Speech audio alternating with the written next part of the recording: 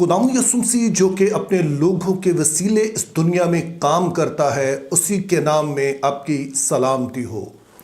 पिछले हफ्ते में मैंने इस बात का जिक्र किया कि खुदा ने बाइबल मुक़द्दस में अगरचे के बहुत सारे लोगों को इस्तेमाल किया है और उनकी शख्सियत के मुख्तलिफ पहलू हैं जिन पर सरमन्स दिए जाते हैं, लेकिन हमने एक जो सीरीज़ शुरू की है, इसका मकसद ये है कि खुदा के इन लोगों का तारीख़ नजात में जो ख़ास एक रोल है उस पर फोकस किया जाए। मिसाल के तौर पर इस सिलसिले की जो पिछली वीडियो थी जिसमें हमने मुक़द्दस अब्राहम की ज़िंदगी पर गौर किया, तो हमने देखा कि उनकी ज़िंदगी का जो अहम पहलू वो उनका ईमान है। उन्हें ईमानदारों का बाप कहा जाता है और साथ में हमने इस बात पर भी गौर किया कि मुक़द्दस अब्राहम का ये ईमान खुदा के मंसूबे को आगे बढ़ाने के लिए क्यों ज़रूरी था। तो अगर आपने वो वीडियो नहीं देखी तो आप उसे भी देख सकते हैं। तो इसी सिलसिले को आगे बढ़ाते हुए हम आज मुक़द्दस मूसा की ज़िंदगी पर गौर करेंगे और खुदा की नजात के मंसूबे में, जिसे हम तारीख़ नजात कहते हैं, उसमें जो उनका सबसे अहम किरदार रहा उस पर बात करेंगे। और मैं फिर से याद दिलाता चलूँ कि अगरचे कि हम मूसा की ज़िंदगी के कई पहलुओं का जायज़ा ले सकते हैं, लेकिन इस सिलसिले का मकसद सिर्फ उन बातों पर गौर करना है कि जिसमें उन्होंने खुदा के निजात के मंसूबे को आगे बढ़ाने में ख़ास किरदार अदा किया है।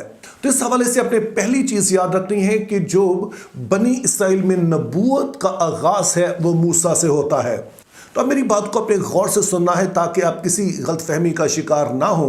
मैं ये नहीं कह रहा कि नबी का लफ्ज़ पहली दफ़ा मूसा के लिए इस्तेमाल हुआ है, क्योंकि हम पैदाइश 20 बाब उसकी 7वीं आयत में पढ़ते हैं कि खुदा ताला खुद मुक़द्दस अब्राहम के बारे में कहते हैं कि वो मेरा नबी है। लेकिन मैं जो बात कर रहा हूँ वो बनी इसराइल के साथ जब खुदा ने अहद बांध लिया तो खुदा ने इसराइल में जो मुख्तलिफ ओहदे मुतारिफ करवाए, उन्हीं में से एक बुनियादी ओहदा जो था वो नबी का था। मिसाल के तौर पर जब खुदा ने खेमा इज्तिमा और वहाँ पर कहानत का निज़ाम शुरू किया तो फिर ये जिम्मेदारी हारून को दी गई कि उसने इस सारे इंतज़ाम को, जो कि हैकल में होता है, कुर्बानियों का निज़ाम है, दीगर इससे जुड़े हुए मामलात हैं, वो हारून ने देखने हैं। इसी तरह से जब खुदा ने इसराइल पर हुक्मरानी करनी थी तो उसके लिए पहले खुदा ने काजियों को मुकर्रर किया, फिर बादशाहों को मुकर्रर किया ताकि उनके वसीला से मुल्क का बेहतर इंतज़ाम हो सके, हुक्मरानी हो सके। तो इसी तरह से एक और ओहदा जो मुकर्रर किया गया वो नबूवत का था, नबी का ओहदा था। तो इस वाले ओहदे की जो बुनियादी जिम्मेदारी थी वो ये थी कि खुदा की मर्जी को जानकर लोगों पर जाहिर किया जाए, यानी कि खुदा अपने लोगों से क्या चाहता है। तो इस तरह से जो नबी होते थे उनको कहा जाता है कि वो खुदा के माउथ पीस होते थे, जिनके जरिए से खुदा अपने लोगों से बातचीत करता था, जिसका मकसद अपने लोगों पर अपनी मर्जी अया करना होता था। तो यूँ हम देखते हैं कि नबूवत के इस सिलसिले में मूसा पहला नबी ठहरा, और सिर्फ वो पहला ही नहीं था बल्कि वो एक प्रोटोटाइप बन गया, यानी कि जो बाद के अंबिया आए मूसा उनके लिए एक मिसाल बन गया। जैसा कि खुदा ताला ने खुद मूसा के बारे में इस्तिस्ना की किताब में कहा कि मैं तेरे भाइयों में से तेरी मानिद एक नबी बर्पा करूंगा, जिसका मकसद ना सिर्फ ये था कि एक ख़ास नबी जो कि फिर आकर यीशु मसीह में ये नबूवत पूरी होती है, बल्कि तेरे बाद भी जो नबी आएंगे तू उनके लिए एक नमूना होगा। तो इस तरह से हम देखते हैं कि जैसे ईमान के लिहाज से मुक़द्दस अब्राहम एक नमूना है, वो ईमानदारों के बाप हैं, इसी तरह से बाद में आने वाले अंबिया के लिए मूसा एक मिसाल बन गए। तो जहाँ तक हिस्ट्री ऑफ रिडेम्पशन में, तारीख़ नजात में नबूवत का किरदार है, तो उस हवाले से हमने समझना है कि ये इस बात का सबूत है कि बाइबल का खुदा जिंदा खुदा है, यानी कि वो सिर्फ माजी में उसने कुछ कहा नहीं बल्कि बाद में भी वो अंबिया को नाजिल करता रहा ताकि उनके वसीले से वो अपने लोगों से हम कलाम होता रहे। तो इस बड़ी खिदमत का आगाज़ जो है वो मुक़द्दस मूसा से होता है।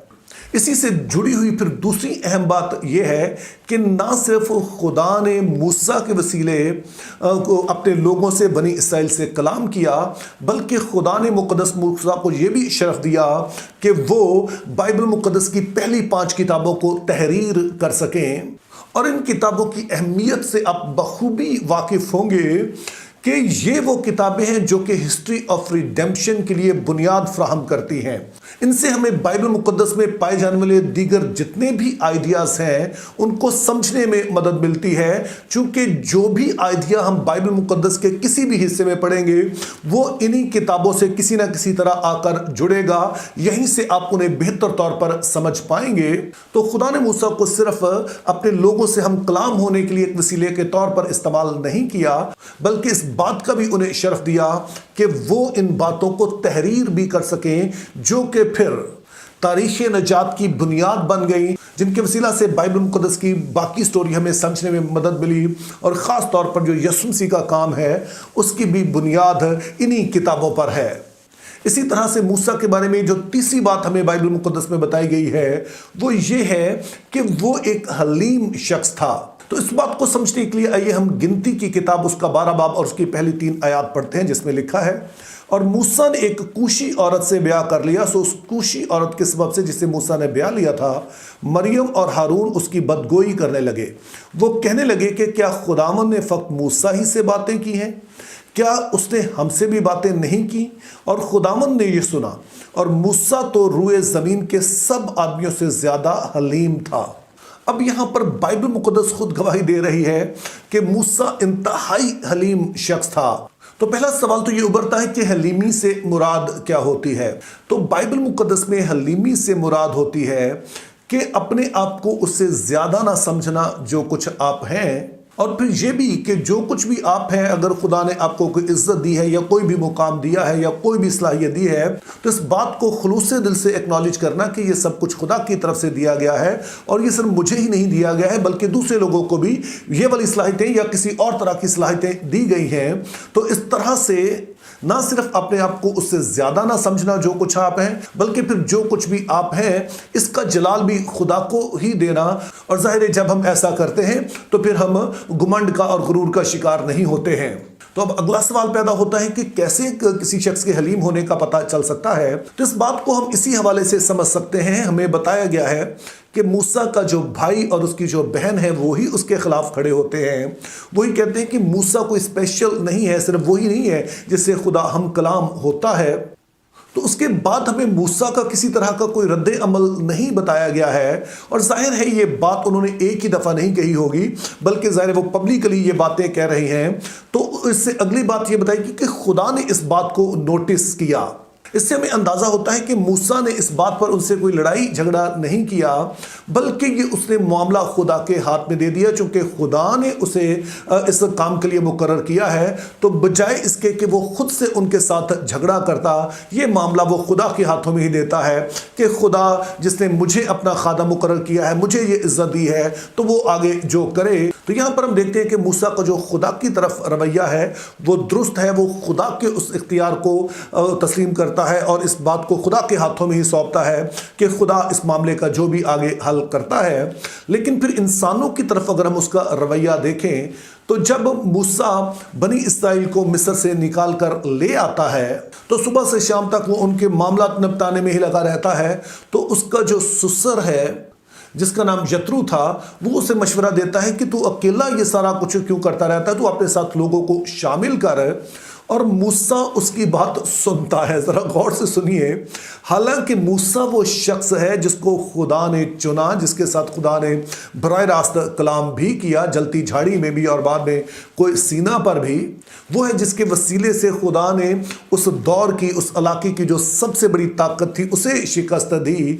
वो यहाँ तक लोगों को लेकर आया है। लेकिन जब उसका ससुर उसे ये मशवरा देता है तो वो उसके इस मशवरे को कबूल करता है, जिसे बाद में खुदा एंडोर्स भी करता है। और खुदा उन लोगों को भी जो कि चुने जाते हैं ताकि मूसा की मदद करें, मूसा के रूह में से उन्हें भी अता करता है। तो ये एक और सबूत है कि मूसा एक हलीम शख्स था। अगरचे कि खुदा ने उसे एक मुकाम दिया है, लेकिन वो यत्रू की एक बुजुर्ग होने के नाते कदर करता है। वो उसके मशवरे को सुनता है और ये सोचकर उसकी हकारत नहीं करता है, इस बात को इग्नोर नहीं करता है कि मैं तो बहुत बड़ा हूँ, मुझे तो एक बड़ा मुकाम मिला हुआ है, मैंने तो बड़ा कारनामे सर अंजाम दिए हैं। और ये वाला खूबी भी इसलिए ज़रूरी है कि इसका भी हम आदम में फुकदान देखते हैं। चूँकि जब उसे बहकाया जाता है تو بجائے اس کے کہ جس حیثیت میں ہے وہ اس میں خوش رہنے کے، وہ چاہتا ہے کہ اس مقام کو لے لے جو خدا کے لیے مقرر ہے، جو کہ خدا کا حق ہے کہ وہ اچھے برے کا فیصلہ کرے۔ تو اس طرح سے ہم دیکھتے ہیں کہ موسیٰ کی عظمت کا سبب یہ ہے کہ جب خدا نے نبوت کا عہدہ مقرر کیا، اسے ایک عہدے کے طور پر اسرائیل میں مقرر کیا، تو موسیٰ ایک پہلا شخص تھا اور پھر وہ ایک نمونہ بھی بن گیا کہ نبی کو کس طرح کا ہونا چاہیے۔ پھر اسے یہ شرف بھی حاصل ہوا کہ وہ جو تاریخ نجات کی پہلی 5 کتابیں ہیں، جن کی وجہ سے دراصل ہم پوری اس سٹوری کو سمجھ پاتے ہیں، وہ بھی اس نے تحریر کی۔ اور پھر خدا کے ساتھ تعلق کے لیے ایمان کے ساتھ جو ایک اور خوبی چاہیے ہوتی ہے، حلیمی، اپنی خودی کا انکار کرنا، وہ بھی ہم دیکھتے ہیں کہ موسیٰ میں پائی جاتی ہے۔ تو یہ اس کی لیگسی ہے، جس کی وجہ سے ہم دیکھتے ہیں کہ موسیٰ کو وہ مقام پر ملا، جس کی وجہ سے وہ آج تک جانا جاتا ہے اور ہمیشہ تک جانا جاتا رہے گا۔ Think biblically, live purposefully, have a very good day.